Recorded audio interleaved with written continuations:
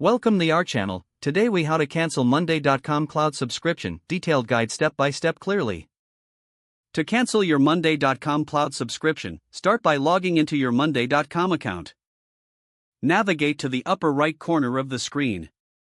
Click on your profile picture or initials to open the account settings menu.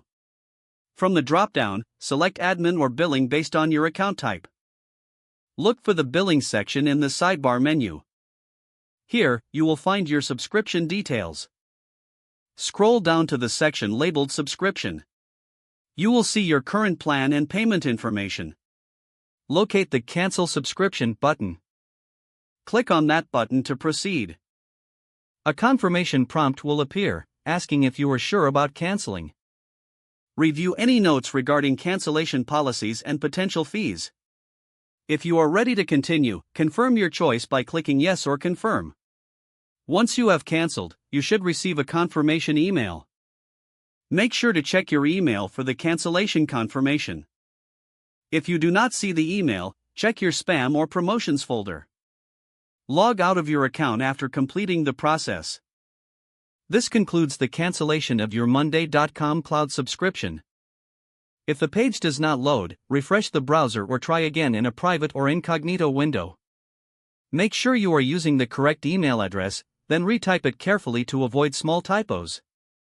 If your password is not accepted, use the reset option and create a new strong password you can remember. Check your spam folder for verification or security emails, then complete any requested confirmation steps. Enable two-factor authentication if available to improve account security and reduce unauthorized access risk. After signing in, review your profile details so your contact information and settings are accurate and current.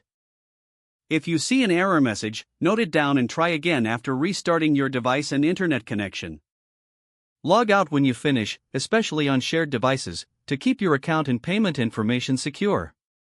If the page does not load, refresh the browser or try again in a private or incognito window. Make sure you are using the correct email address, then retype it carefully to avoid small typos.